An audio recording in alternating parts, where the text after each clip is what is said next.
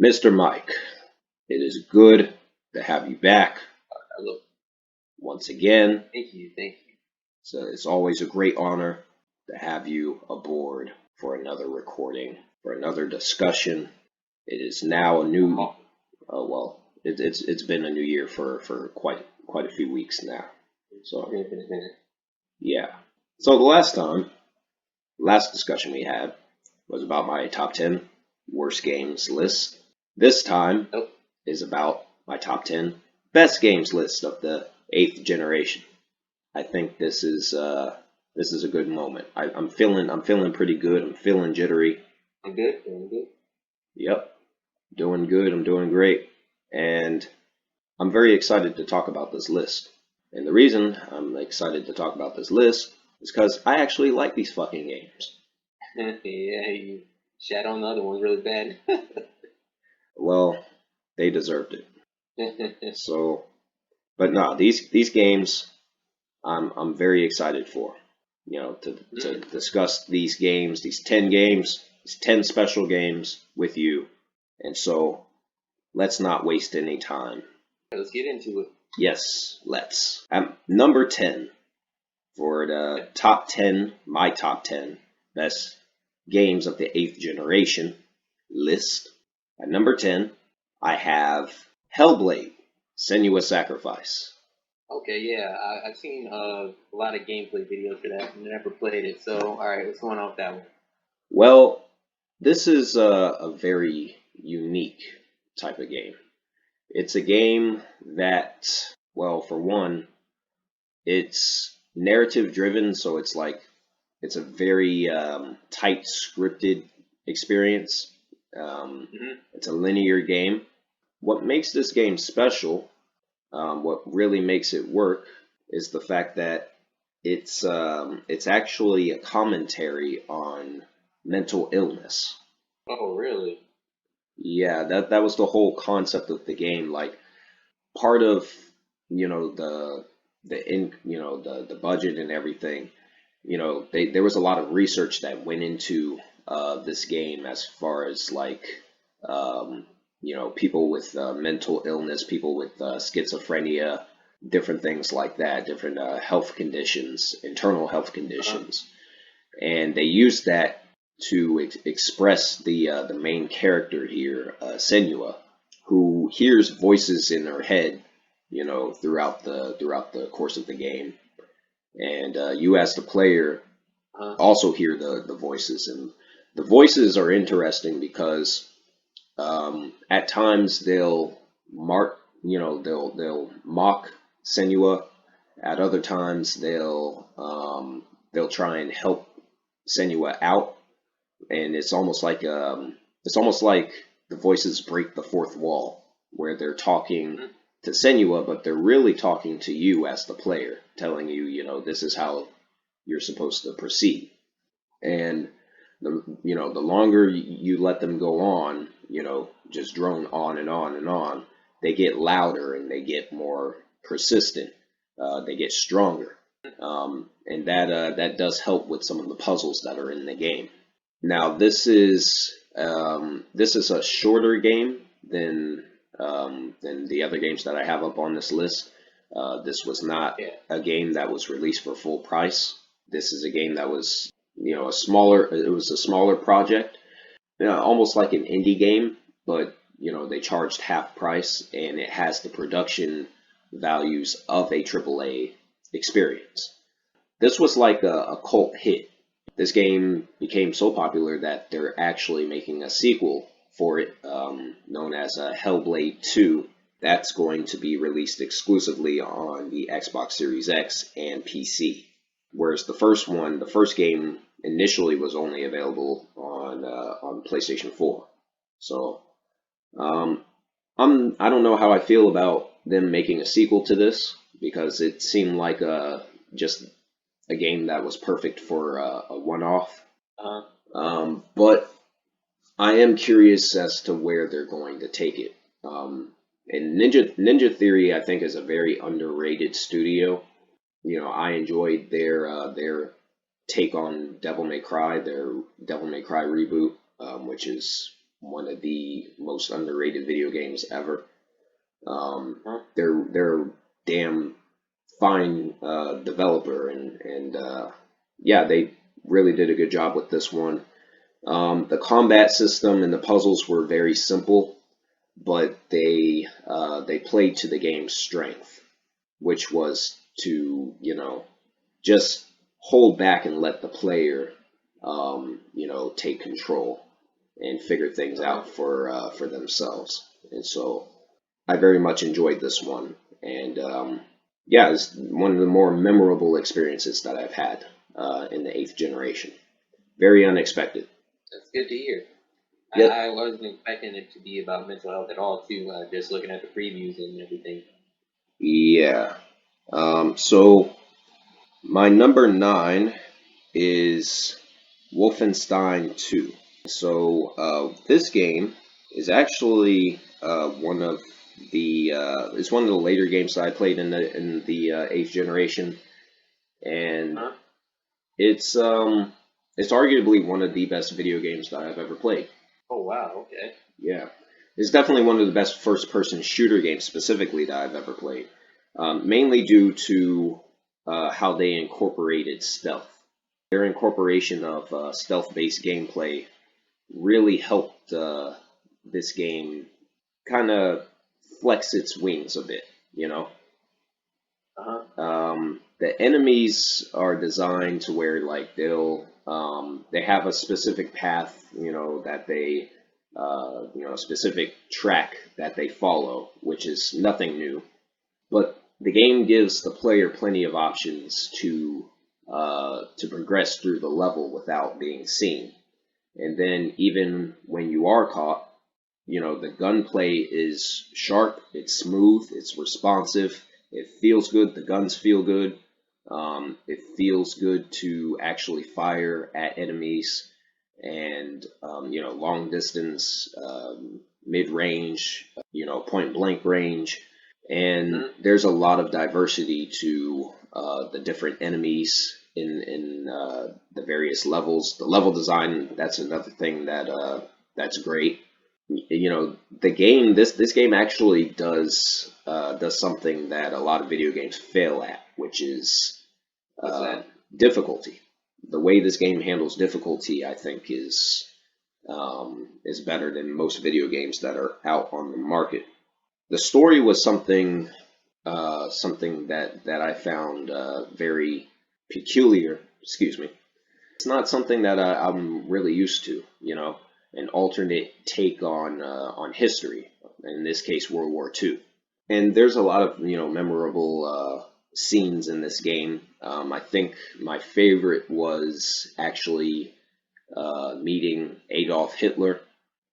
Just the game, when you arrive to that point, the game gives you the option of whether or not you want to kill Adolf Hitler or just let him go. You're actually supposed to just listen to what he says, because if you kill him or whatever, then the other soldiers will attack you, and then you get a game over. But it's pretty hilarious if you do kill him. Um, Yeah. and then they had some crazy shit in this game, like the main character BJ Blazkowicz, he gets decapitated, but he's like still alive, and then his head gets reattached to a different body, and I was like, okay, Man. that's Yeah, damn. yeah, that's a bit different.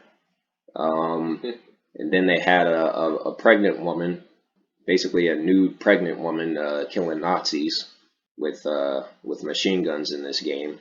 Just like tits were all out and just flapping all over the place. Oh, wow. Yeah. So yeah, this game had a good sense of humor for sure. And the last level was like, it's one of the most memorable final stages that I can remember. Like that final fight.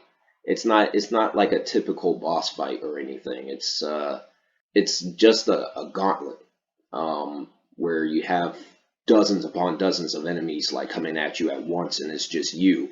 You have no help, and then they have this it's like 100-foot tall machine thing trying to crush you, and then you have to run underground, and then they have this these tunnels or whatever that you can run through, and they have Nazis coming through the tunnels and shit. Just brilliant level design from start to finish. Excellent gunplay. Intense. Say what? Sounds intense, for sure. Oh yeah. That's a good word to describe this game.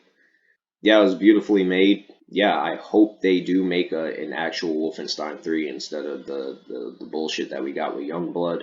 I hope they, that was just a misstep and they continue in this direction because the series deserves it. So, yep, that's my number 9 is Wolfenstein 2. Right on to the next one. Yep, my number 8 is Injustice 2. I believe you did play Injustice 2. I played it for a bit. Yeah. I played the shit out of this game. Remember you and me. I played the holy shit out of this game. I put like 200 hours into this game plus, and that's not. I think you remember saying that's one of your favorite fighting games too.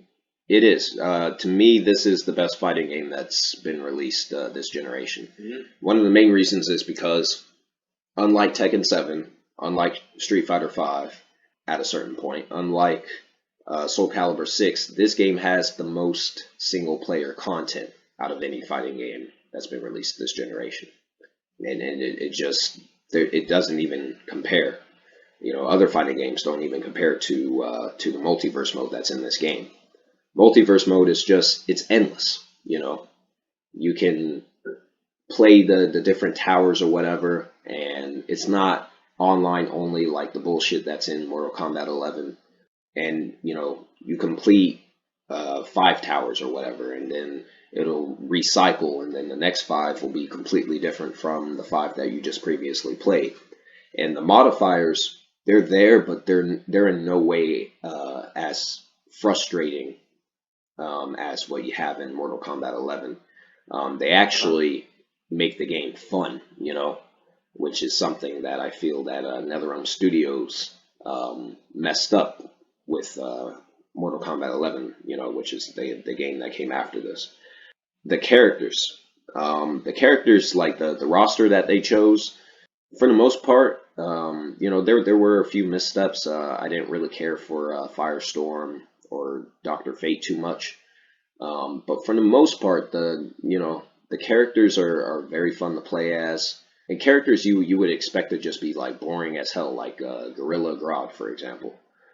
There's a lot of different combos that you can pull off with that character, and the combos in general, no matter like which character you choose to play as, like you can pull off some crazy ass fucking combos in this game, my dude. Some crazy ass fucking combos. I think Raiden and the Flash and Cheetah. I think those 3 characters have the most unique play style in this game. Like the way those characters just move is different from the rest of the characters that are on the roster. Of course, my favorite characters in this game, well, my top 3 would be Supergirl, Black Canary, and I would say Batman. Those 3 characters are just fucking beasts. Like if you can master those characters, you can beat almost anyone. Yeah, I do remember in our messaging, you always used to tell me how much you love Black Canary. Yeah, I mean, you can see me playing in some of the videos on my channel. Yeah, Black Canary in particular, that character, you pull off like fucking 19 hit combos and not even sweat it. I mean, there's some crazy shit you can do in this game. And then the DLC. This game has some of the best DLC I've seen all generation. The DLC characters are just, it's like they knew exactly what the fans wanted. They added characters like Red Hood and Black Manta. And my favorite was Starfire from the Teen Titans. Just fantastic character roster, fantastic choices for the DLC characters. They added fucking Hellboy and the Teenage Mutant Ninja Turtles, which were, complete surprises and very welcome additions on the character roster. Even Raiden from Mortal Kombat, I didn't want to see really any Mortal Kombat cameos, and they added Sub-Zero, and I wasn't a fan of the way they designed him in this game. But Raiden's a beast in this fucking game, dude. Yeah, the game is just fun. It's like there's nothing really bad that I have to say about it. Even like the microtransactions with the source crystals and all that. It's like it's not intrusive. It's not like in your face. It's entirely optional, and the gear system and the customization system gives the game gives the player that reason to go back and revisit the game. And that's really why I kept playing it. It was to see, how strong can I make these characters, that the replayability factor was there, whereas it's missing in other fighting games that were released this generation. So Injustice 2 is a fantastic fighting game, and I really hope that they continue with the uphill trajectory with this series. Like I said, there's enough lore in DC Comics for where they can really pull out a great third entry. So yeah, love Injustice 2. That's my number 8. All right. Number 7 is Marvel Spider-Man. So this game, the moment they announced this game, I just lost my shit. I may as well have had like a propeller in my asshole and just shot through the roof. Like this game right here, man. Like, I don't know if I ever told you this, but Spider-Man is my favorite superhero. Spider-Man's always been my favorite superhero since I was a kid. I grew up watching the animated series. I grew up watching Spider-Man and his amazing friends, and then me living through the first live action appearance of Spider-Man on the big screen with the Sam Raimi movies. That was special. And then Spider-Man 2, both the video game, which was that's a very classic game that a lot of people remember, and the movie too. Still to this day, I consider that movie to be one of the best superhero films ever made, because it is. And when they announced this, I was thinking, there had been so many Spider-Man games up to this point. The only thing they haven't done is make like an Arkham style version. And that's exactly what this game was. That's the direction that they were going. At first, when this game was first announced, there was rumors that Sucker Punch was making this. And, Sucker Punch at the time, they were only known for Sly Cooper and Infamous. And I thought, okay, they're a decent choice. I can see them having something to do with this. But then they announced Insomniac Games was developing it, and I was like, this is going to be a fantastic game. I have no doubts that this is going to be good at all. Insomniac is one of my favorite, all-time development studios in the gaming industry. They're just amazing. They've only released maybe 2 questionable games, and even then they're not like terrible. I think the worst game they've ever made is like Fuse, and then Resistance 2 wasn't that great, but it wasn't like bad. Yeah, Insomniac, they're just an amazing developer. Love Ratchet and Clank. I love the Resistance series, and Sunset Overdrive, which was the game that they made before this, was pretty damn good as well. And so they were really the perfect choice for this project. Clearly, it was a passion project. People on the development team at Insomniac Games were clearly fans of the character Spider-Man. And there were quite a few differences between this and the older Spider-Man games that came before this. The combat system, like I said before, it's very inspired by Batman Arkham without directly copying trying to rip it off, basically. they just took various ideas and concepts from the Arkham series and they gave it their own spin to fit the character. It did feel like its own experience, and I wasn't just playing a Batman Arkham game in a Spider-Man skin, because that would have been terrible. You know, the story was pretty good in the game. Something that a lot of people complained about that I actually enjoyed were the sequences where you play as Mary Jane. And the reason I enjoyed those sequences is because they added a different tone to the game that the older Spider-Man games didn't have.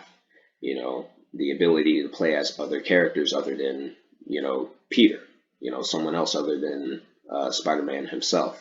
And I enjoyed those sequences. I Yeah, also enjoyed the small cameo with Miles Morales, and clearly they had plans to do something great with that character, and they later released Miles Morales earlier this year, mhm, or last year. Yeah, man, just the boss fights, the combat system, the exploration. One thing they really got down perfect is the web slinging. Web slinging is mhm. just fucking amazing in these games, dude. It's just they got it perfect. You know, Yeah, um, you really do feel like the characters like swinging through New York City. It's pretty amazing to sit there and just watch it play out. Yeah, man, I really hope they for like Spider-Man 2, I hope we get to see more characters like Venom, Carnage, Sandman, and some of the other greats from Spider-Man's Rogues Gallery. So yeah, this was just amazing. Definitely one of the better games that's been released this generation. So that is my number 7. Yeah, my number 7. that's what's number 6. Number 6 is Devil May Cry 5. I'm not sure if you've played any of the Devil May Cry games. Yeah, I played I know I played 2 and 3. I Yeah, two, remember the most, I think, from 3. yeah, 2 is like the black sheep of the series. It's the game that people remember as being like one of the worst sequels ever made. Um, yeah, because it is. But besides 2, the rest of the games, including the reboot, which is again underrated, highly underrated. The rest of the games are just fantastic. Yeah, they're all great. Um, Honestly, Devil May Cry 5 is the best game in the series. It just is. A lot of there's quite a few people that are like cult fanatics of 3, and three is great as well. I like Devil May Cry 3. I platinum the game twice on once on PS3 and again on PS4. But no, Devil May Cry 5 is the best game in the series. It's the game that has the most playable characters, not counting the special edition of Devil May Cry 4. It's the game where the combat feels the most refined and the most responsive, and it's the game where the story actually feels like it matters and it's important. Because the weak side of the Devil May Cry series really is the story. Like the story is like pretty stupid and dumb in all of the games. The reboot was a bit different. The reboot tried to introduce more important themes and all that for the storytelling, which I thought worked to great effect. But for them to go back to the original characters and actually give them more depth and more nuance, that's something I really enjoyed and appreciated with this game. There's a lot of stylistic choices that I thought worked with the cutscenes. They didn't get rid of the campy tone, like the silly campy tone from the earlier games in the series. That's still present in Devil May Cry 5, and it's the best that it's ever been in the series. I enjoyed the new playable character V. That character plays completely different from any other previously playable character in the series, and I enjoyed his inclusion. Yeah, for as far as replayability, I mean, they retained all the different difficulty levels, from earlier in the series, earlier games in the series. So you have your Heaven and Hell mode, you have your Son of Sparta mode, you have your Hell and Hell mode, which is a fantastic, that remains a brilliant approach to a more difficult challenge, where you only have 3 lives, and if you get hit 4 times, it's like a one-hit kill. And if you get hit 4 times, then you have to start over from the beginning of the level. And it's really only for people who are adept at the series and are basically pros. Yeah, I completed it on that. It's a fun ass game, man. It's something that clearly a lot of love and a lot of care and attention to detail went into. And yeah, the future for this particular series is definitely looking bright. And I think this game definitely helped Devil May Cry become more of a mainstream name. Even though it's still a niche series, this game helped elevate the name, so I can appreciate it on that level as well.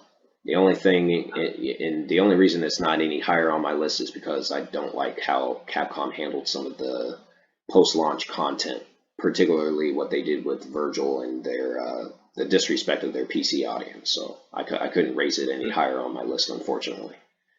But again, still a great game, fantastic. It's the best action game I've played in years. None of that fucking Dark Souls bullshit, fun comes first. That's the approach with a game like this, and I greatly admire and appreciate it for that reason. So that's Devil May Cry 5. That's my number 6. Now we're down to the top 5. Here we go. Here we go. At number 5, I have Resident Evil 2, the remake. I'm just gonna come out and say it. Capcom knocked this shit out of the park. Knocked it. You couldn't even see that fucking ball. They swung that bat, and that shit just flew over someone's house and just kept going. This was just phenomenal. This is the best remake probably ever in the history of video games. It's just, the moment you see the police station recreated from the original game in all of its HD glory and everything, it's just, there's nothing else like it. It's crazy, what this team was able to accomplish. Mm-hmm. And they retained the tone of the original. And yeah, there were some things that were cut out of the original. There were some things that were, removed from the remake that were in the original. There are some differences, but ultimately, a remake lives or dies by the fact of, the question, did the game actually retain, the tone and the feel of the original? And this game did that. And it was interesting playing as Leon and his in his younger counterpart compared to the later games in the series. It was very interesting. Welcome to play as Claire again. She's actually not in the series too much. She's one of the characters that's not really utilized too much. So it was interesting being able to play as her. Yeah, the puzzle design, they retain the puzzle design and shit, where you have to pick up certain items and bring them to very specific locations in order to unlock a new weapon or a new piece of gear, or just to complete a specific section and move forward and make progress. That's something that Resident Evil had been missing for a long time. And this game helped bring that back. And, it reminded players like Resident Evil is actually a fucking deep series, gameplay-wise. And, all of that was missing. Those campy, survival horror, puzzle-based elements, all of that was missing with Resident Evil 4, 5, and 6, which were, moved in a more action-oriented direction. Lately Capcom, over the past few years, they've been moving back towards, what made the series great. with Resident Evil 1, 2, and 3, and bringing back those that Metroidvania style level design. You know, that's something I really appreciated with this. It's actually a pretty short game. You can speed run, and this is actually one of the game's trophies, like speed running the game in 2 hours on hard mode, which is something I've done. That's how you unlock the infinite rocket launcher and the infinite machine gun. And it's actually not easy to do. It's pretty difficult. I played the game over and over and over again, and I couldn't get enough of it because it literally is that good. And yeah, there's a lot of replay value with this. They added these survival modes that had like a story element to them, where you play as some of the characters that didn't make it out of Raccoon City. That was very interesting. Yeah, it's just as far as survival horror games go, I look at a game like Alien Isolation, which was just highly overrated. Really nothing special about it. It was just for the most part, it was just a typical hide and seek game that got annoying after a while. And then I look at something like this, which is a true, bread and butter survival horror game with a lot of replayability and smooth animation, smooth controls, responsive. Pays homage to a classic. I mean, I couldn't ask for more. So, fantastic game, fantastic release from Capcom, and hopefully they don't fuck up the remake to Resident Evil 4. Yeah, they better not fuck up the remake to Resident Evil 4. So that's my number 5. My Right, now we're on number 4. Yep, number 4. Titanfall 2. Okay, I wasn't expecting that one. All right. Yeah, this right here.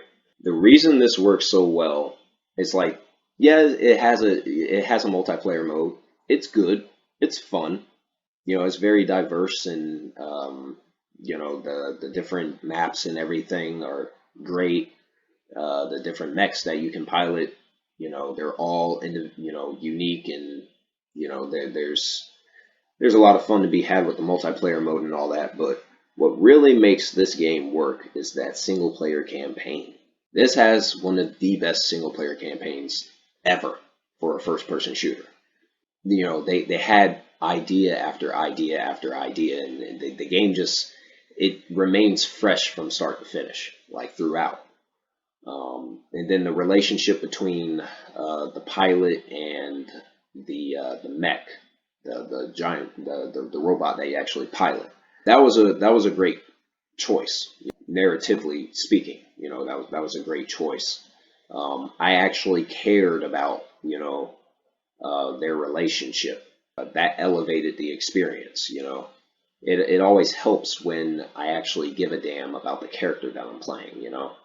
Yeah, I thought that was very warming, very moving, and they just had a lot of brilliant things in the campaign where there's this one sequence where the pilot Cooper, he picks up this device where he can basically stop time, or enter into the future and then go back into the past. And then they incorporated that with the wall running to avoid pitfalls. I thought that I had never seen anything like that before in a first-person shooter. It's like, just, it's new, and it's unique, and it has this energized feel to it that just it's something that other first-person shooter games that I've played just lack. Titanfall 2 has its own unique identity. Respawn Entertainment, they're a fantastic developer. They really are. It's actually a shame that EA bought them out and that they're under Electronic Arts, because they really have the potential to be like their own entity. You know what I mean? Yeah. They're one of the developers that I think belongs under the PlayStation banner, honestly.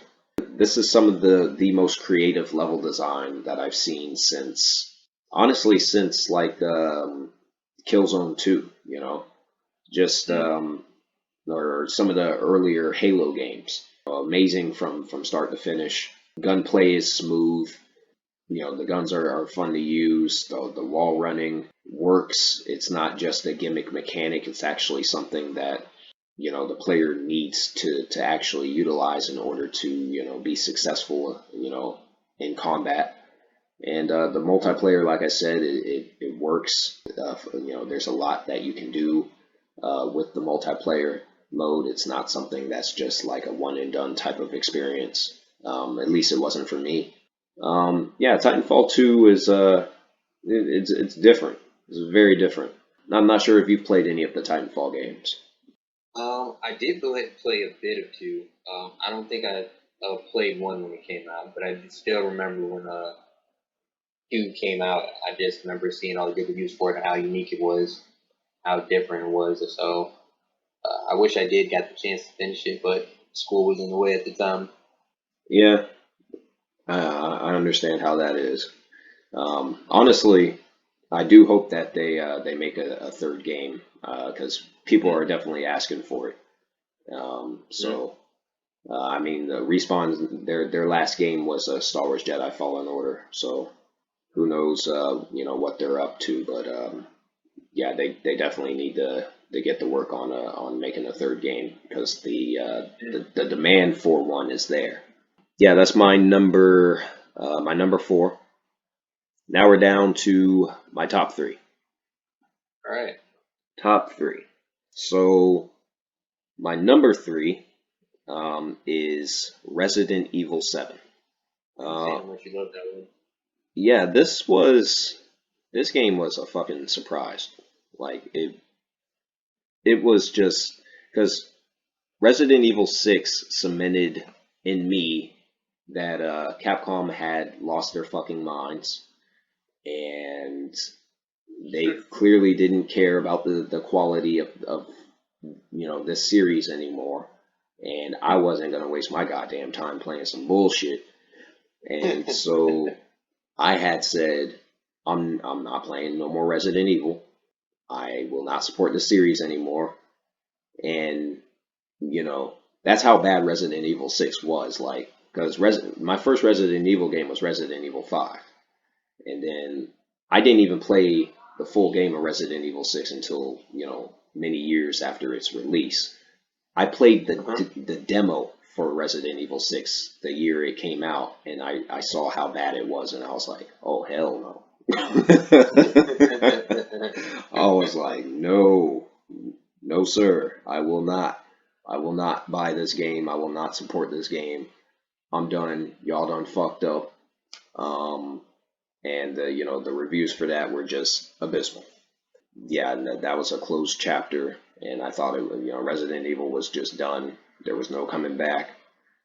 Capcom came back like a motherfucker. They came back like just like you wouldn't expect one of these companies to release something like this. Resident Evil 7, it reversed. They did a complete 360 to what the damage that they had caused with Resident Evil 6. It went back to what made the series great. They brought back the Metroidvania style level design. They brought back the puzzle design. They brought back the tension and the suspense that the first 3 games in the series had. And they really held back on the action elements. Like, it's not an action game like the way Resident Evil 4, 5, and 6 was. It really, went back to what Resident Evil is supposed to be.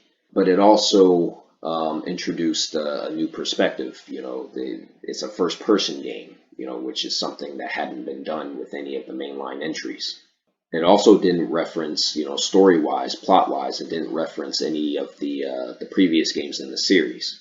And that was a good choice because Resident Evil's the timeline of the series by this point had gotten so jumbled.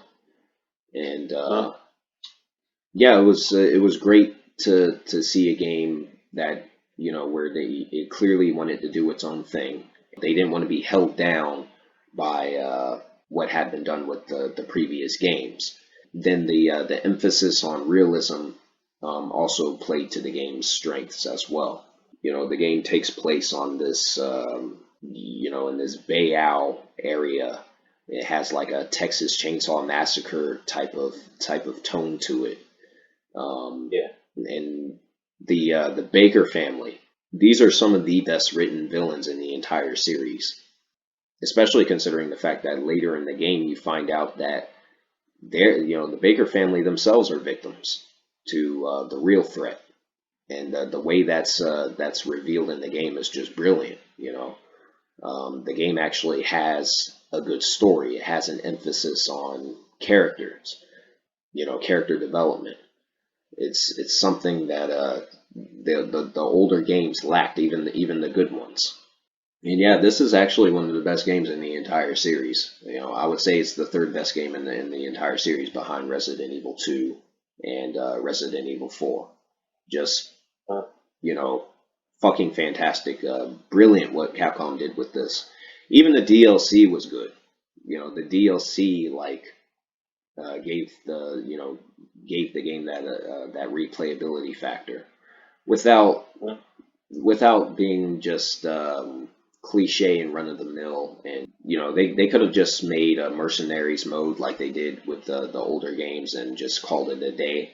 But they went out their way to be creative and give the players something new to chew on. Yeah, it seemed like Capcom actually really cared about they didn't they cared more about the quality of the game rather than review scores and all that, which they uh, even admitted in an interview. So it's clear to me that Capcom cares about this franchise. Resident Evil at this point has become like their flagship series. So yeah, it's great to see. It was great to see Resident Evil make a comeback, and this game was the comeback for Resident Evil. So just amazing, brilliant game. Did you play Resident Evil 7 at all? nope, I didn't play Resident Evil 7. Uh, this is what I was talking to you about when I said that. Yeah, you did miss some great titles. This is definitely one of them. Hmm. Yeah, so now we're down to my top two.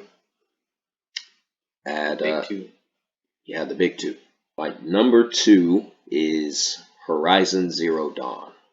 This was another one. You were telling me I missed big out on. Yeah, this is the best new IP that was released during the entirety of the eighth generation.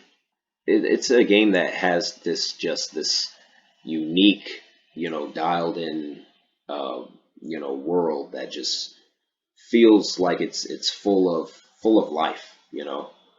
This open world, like this is one of the best open world games I've played.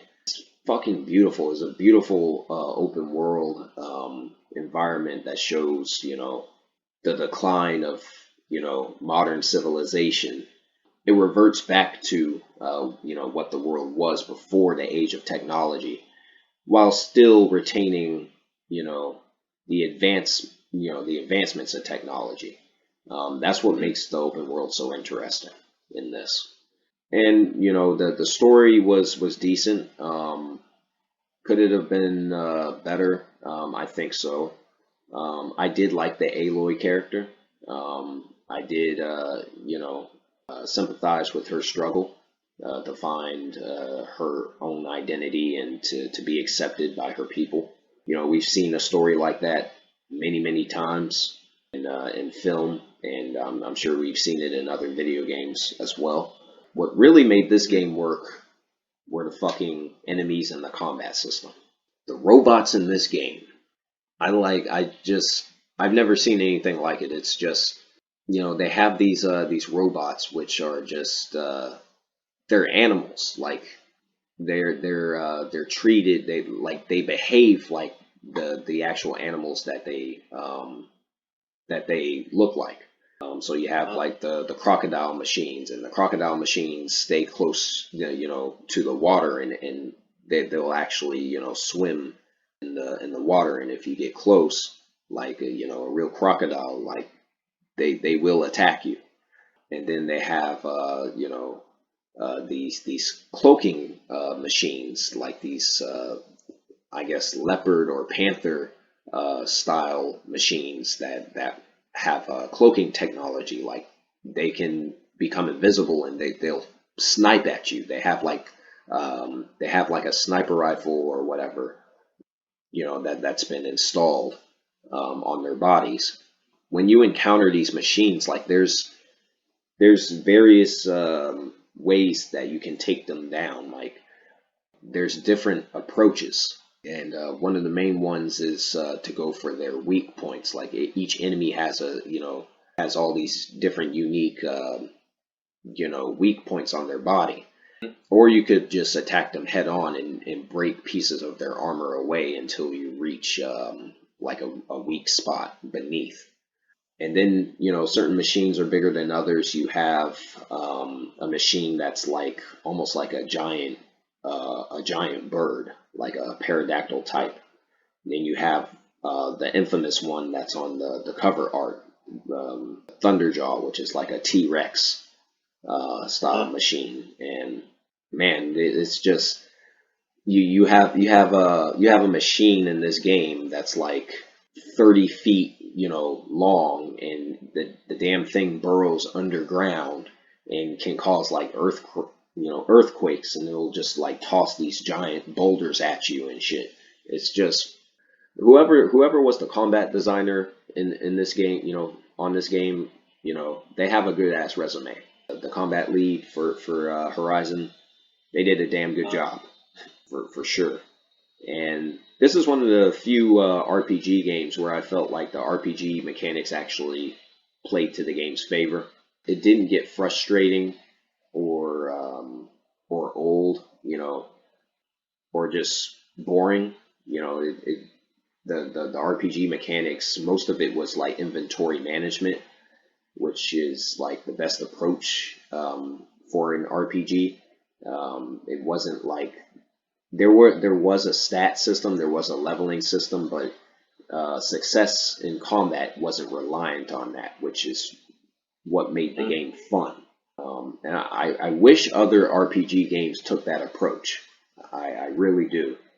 And this is one of the few games that where even though it's an RPG, skill comes first. Yeah, man, this was just this was great, all the way through. The only thing that holds this back were the human enemies. The human enemies are pretty fucking stupid in this game. Yeah, they could have done a better job. So hopefully that's something they'll improve with for Horizon Forbidden West. That's the sequel that's being released this year. That's coming out on PS4 and PS5, and very excited and interested to see where they take that. Guerrilla Games is they're one of the best developers in the industry as well.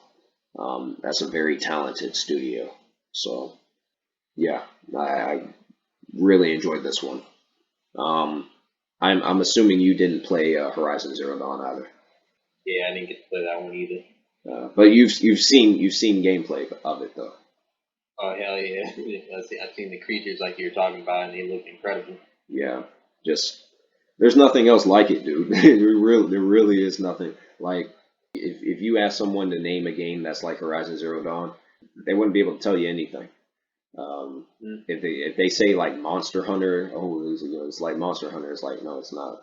It's not like Monster Hunter. It's not even close. But yeah, fantastic game. And so we are finally down to my number one. I know what your number one is too. Oh, really? I'm curious to hear this little guess of yours. All right, is it Persona 5? Well, I'll be goddamn.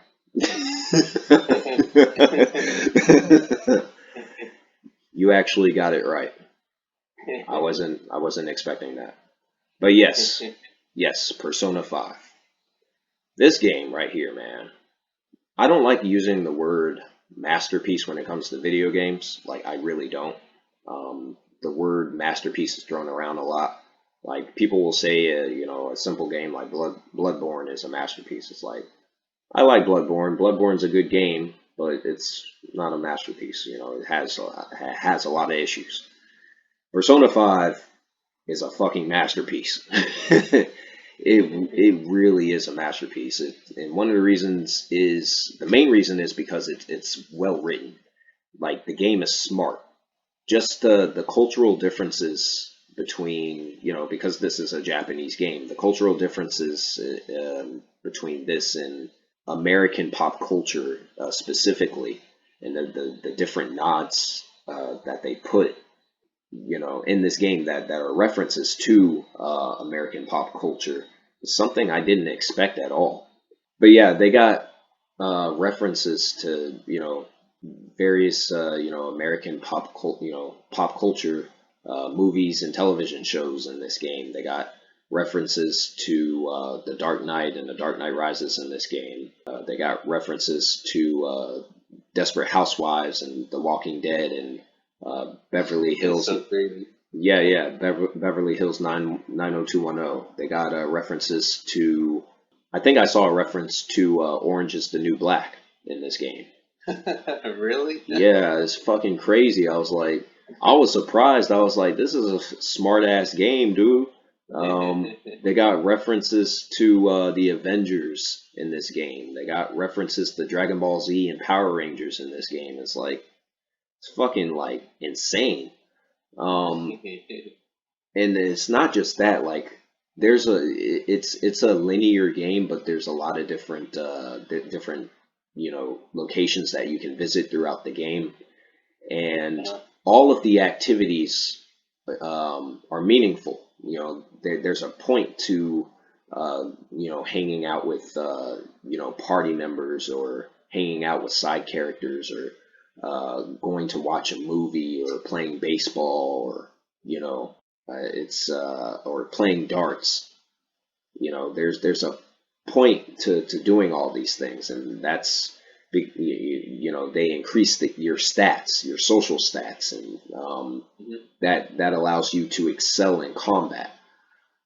This is a turn-based game, and as a turn-based game, it feels like a classic Final Fantasy game, which is brilliant because Final Fantasy itself is a series that's lost its way because Square Enix keeps trying to make that series this big player, this contender with other mainstream games that are out on the market, and Yeah. they really have forgotten what has made Final Fantasy great, or with the older games in the series, and this game comes along and it's like, well, we can do Final Fantasy better than Square Enix can do Final Fantasy, and the party members in this game, like all of them are likable, like they're all unique, they're all different. Uh-huh. You have Yusuke Kitagawa, who's like this aspiring artist, but he struggled with having his creations, his talent basically be squandered by his mentor. You have a character like On Takamaki, who is this high school girl who feels like she's just she has to suffer through all these rumors about her being a slut and a whore at school, and she's really just trying to protect her friend, you know. Uh-huh. You have another character like the talking cat Morgana, who believes that he's human, or he wants to be human, but he doesn't remember anything about his past, or where he doesn't know where he came from. And you have another character like Futaba, who is this young girl who lost her mother at a young age, and she feels responsible for her death, and so she falls into this state of depression where she becomes suicidal. It's these characters, they're all they're all they all have their own unique identity, and as they come together, you want them to succeed in their goal, and their goal is to fight against corruption and injustice in society. And we've seen this in this type of thing in anime, as a genre, as an art form. But you know, Mhm. video games. We've also seen this in video games as well, but not like the way it's presented here. Um, Mhm. it has a very mature approach to its themes.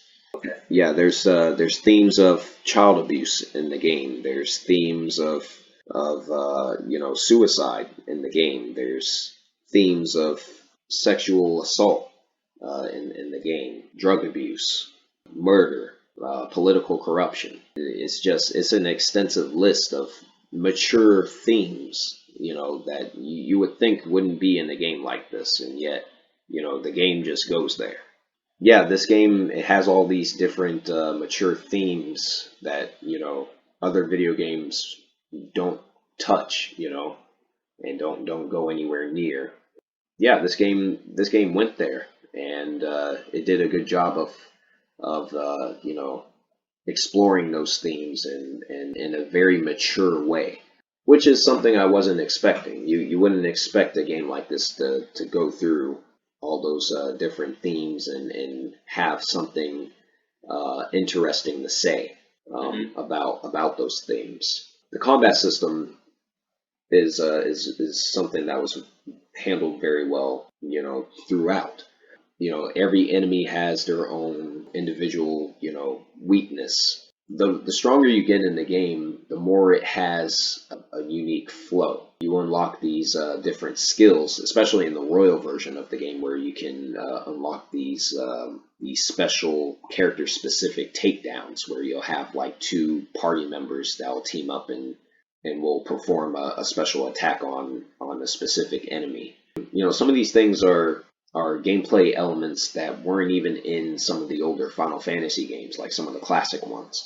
Yeah, this game, I mean, it really reminded me of like Final Fantasy VI, but like a modernized version. I was really impressed by the storytelling, the characters, the combat system. And yeah, it's a long game, but I feel like they really utilized the length, and it wasn't like a padded experience like some of the recent Assassin's Creed games. It's Mhm. something that earned the length. They earned that time by developing the characters, by not forcing, not shoving combat down your throat 24/7. Mhm. Yeah, it has a steep learning curve, and there's a lot of tutorial in this game.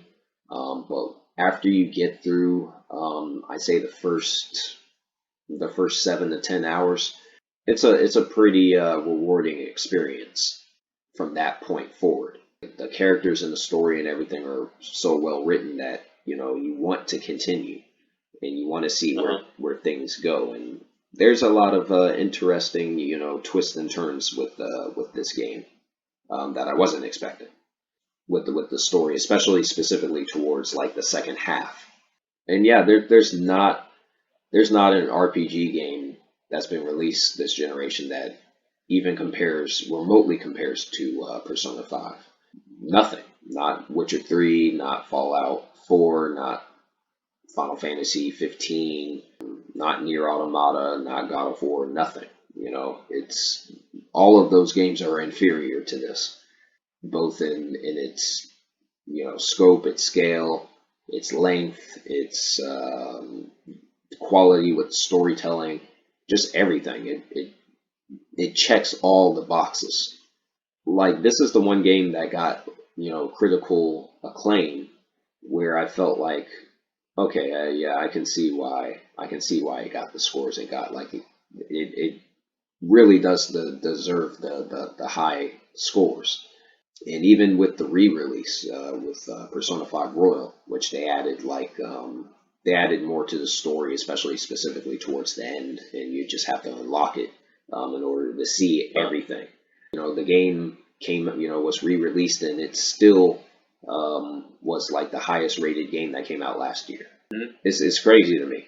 It really is. Persona 5 is in a league of its own. That's why I'm so interested in Strikers, which is like an ARPG approach, and it's a sequel, and that comes out next month. I'm really looking forward to that. Yeah, Atlas. You know, if they keep releasing games like this, they're going to become known as like one of the industry's greats. Yeah, they got some really smart ass people working over there at that company. They better hold on to them if they want to stay in business. So yeah, Persona 5 is just amazing, fantastic. Hey, So make me want to play it. yeah, and so it's like I said, it's in a league of its own. So yeah, that wraps up my my top 10. It was great having you back, Mr. Mike, to help me with this top 10 list. I think it makes Yeah, the I was editing glad to be process. on. Yeah, yeah, I think it makes the editing process go a lot more smooth. Yeah, it's great to have a second voice on a video like this. So definitely looking forward to the next discussion, which I'm sure will be film related. So until next time. All right.